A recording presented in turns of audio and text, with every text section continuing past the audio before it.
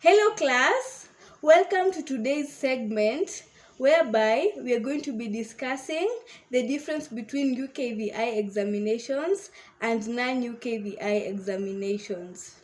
Well, I'm sure while you are booking for your IELTS exam, you might have encountered some examinations with UKVI at the end and some others do not have UKVI at the end, and you may have wondered, so what's the difference between this exam and this other exam? So I'm here to answer that question. Today's video is going to be a little bit different because I'll be reading from my notebook most of the times. This is in order to give an accurate information about each type of examination. Well, for starters, UKVI stands for United Kingdom Visas and Immigration. UKVI stands for United Kingdom Visas and Immigration. This indicates that UKVI exams are for the United Kingdom alone. Have you understood me? Since UKVI stands for United Kingdom, etc., so UKVI examinations are valid in the UK alone. So that is the difference between UKVI exams and non-UKVI exams.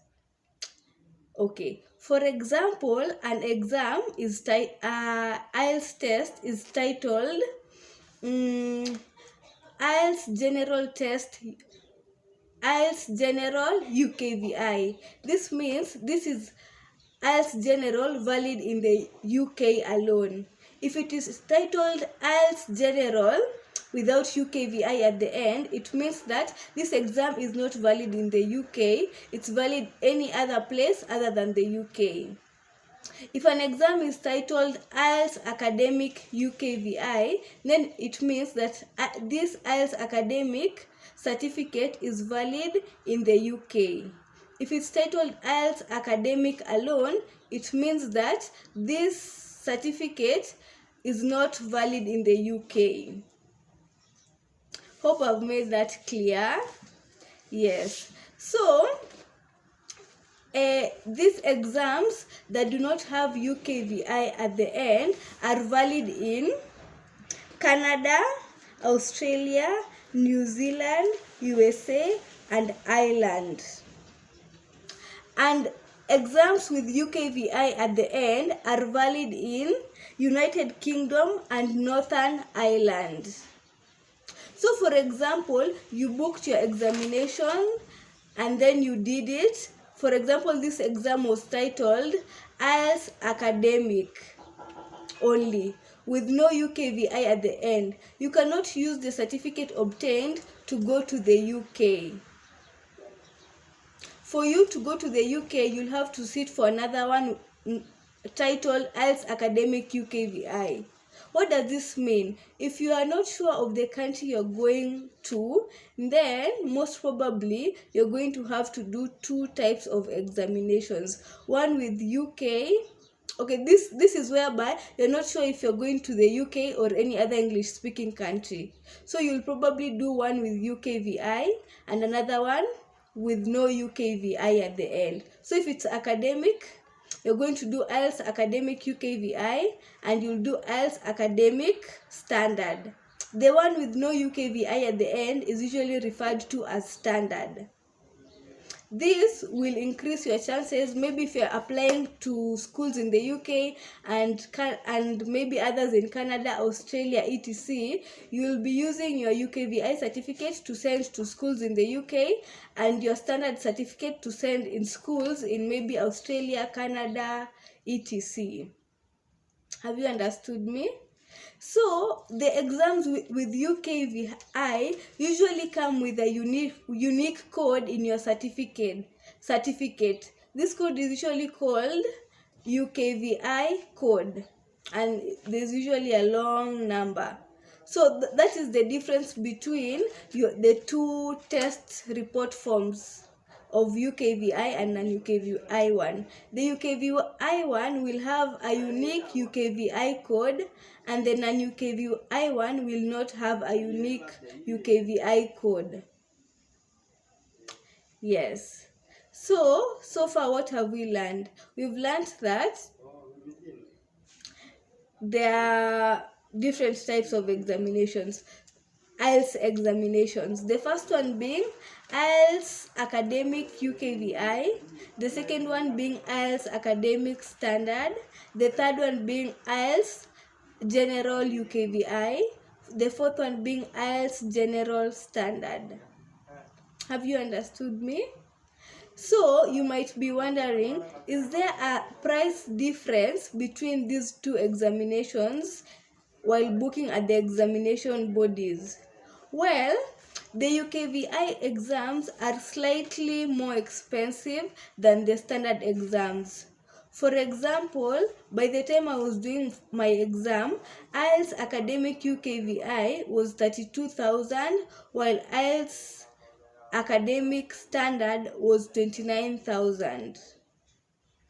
And IELTS General UKVI was 32,000, while IELTS General Standard was 29,000. So Kenya shillings. So that was a difference of about 3,000, which is not such a high difference, but it's still a difference. In terms of the content of the examination, there's completely no difference. There's no difference between the content of UKVI. If you're doing IELTS Academic UKVI and I'm doing IELTS Academic Standard on the same day as you, then the content of our exam is going to be exactly the same. So there's no difference between the content of the exam and marking of the exams between UKVI and Standard. The only difference is that UKVI examination marking strictness in terms of the test day is usually a little bit higher compared to the standard one. This is by in the exam rooms of UKVI test locations, there are usually cameras in the room, fingerprint access to the room, absolutely zero discussions in the room, and live recording of the tests. There is also counter checking of your documents. Like UKVI exams are usually more strict in terms of ensuring that quality assurance is at the highest attainable level. This is by installing cameras in the room. So if I'm doing IELTS UKVI exams and you're doing IELTS standard exam, we are going to be in different rooms. And my room, if I'm doing UKVI, is going to have cameras for recording the examination, live recording of the examination. In my room, there's going to be zero tolerance to discussion. I mean zero tolerance. Like there's no... It's more strict, but this does not mean if you're doing the standard one that there's going to be discussion in the room. But I don't know if I hope it's understandable, as in there is no discussion in both rooms, but the UKVI room is stricter in terms of you can't even like just stare at your neighbor for a long period of time, lest the person who's in charge of the exam room is going to come to you and ask you what's up. Like they are more strict. There's live recording. Before you begin your examination, your documents are thoroughly counter-checked. And to access your exam room, your UKVI exam room, you have to use your fingerprint. So it's more strict in terms of security. But the exam content and exam marking is exactly the same in UKVI and non-UKVI exams. Yes. Under the category of UKVI examinations, there are also other types of examinations. Number one being IELTS Life Skills A1 UKVI. This is usually done for visa purposes in the UK. You are only required to show proof in speaking and listening skills. It is used when you want to obtain a visa as a sports person. For example, you're going to the UK for a sporting event, or you're going as an athlete to represent your country. This exam is also taken if you are going to the UK as a representative of an overseas business. For example, you work in your country and your country wants to send you to the UK to represent them, maybe in a meeting or a conference. Then you're going to be required to take IELTS Life Skills A1. This IELTS Life Skills A1 is also taken if you want to obtain a family visa, e.g. you're going to visit your spouse or partner, you're going to visit your fiancé, you're going to visit your proposed civil partner, or you're a parent of a dependent. So if you're going to the UK for family purposes, you are required to take IELTS Life Skills A1 UKVI. And this IELTS Life Skills A1 usually costs 23,000.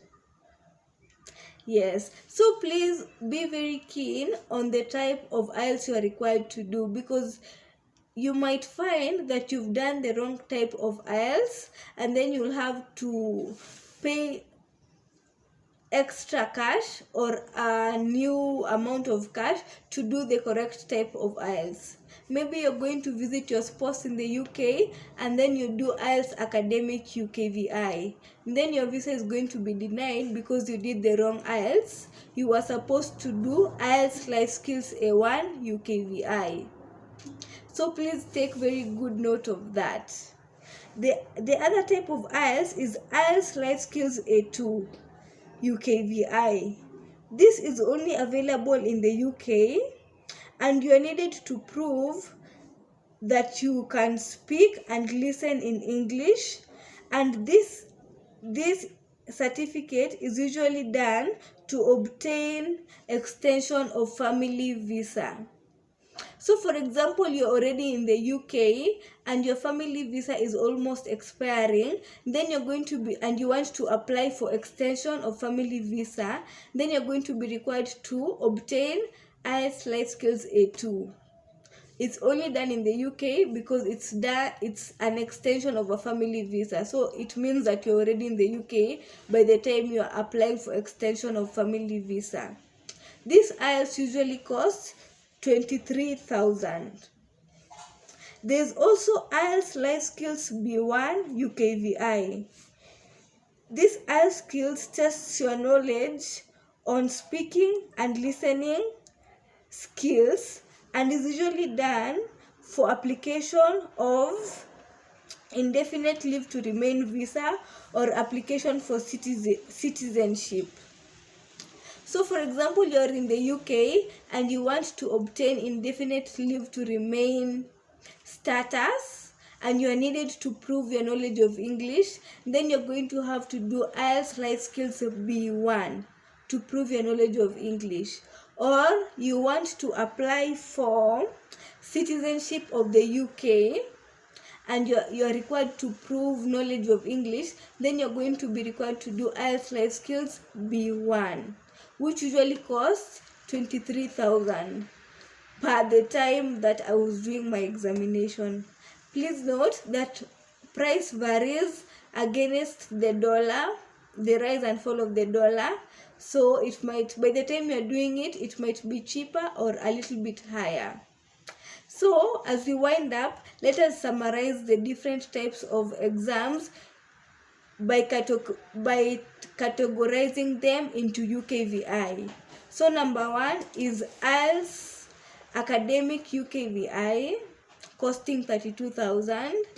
Number 2 is IELTS Academic Standard, costing 29,000. Number 3 is IELTS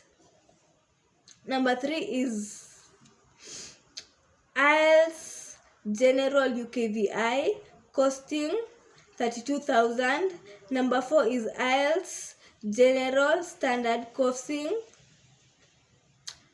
I've confused myself. The UKVI ones cost 32,000, then non-UKVI ones cost 29,000. That is general and academic. And then there is IELTS Life Skills A1, IELTS Life Skills A2, and IELTS Life Skills B1, the three of them being UKVI specific. So yes, I hope you have understood the difference between UKVI exams and non-UKVI exams, and you are confident that you are able to book the right kind of examination. Okay guys, we have come to the end of our class, and yeah, see you in our next class. Bye.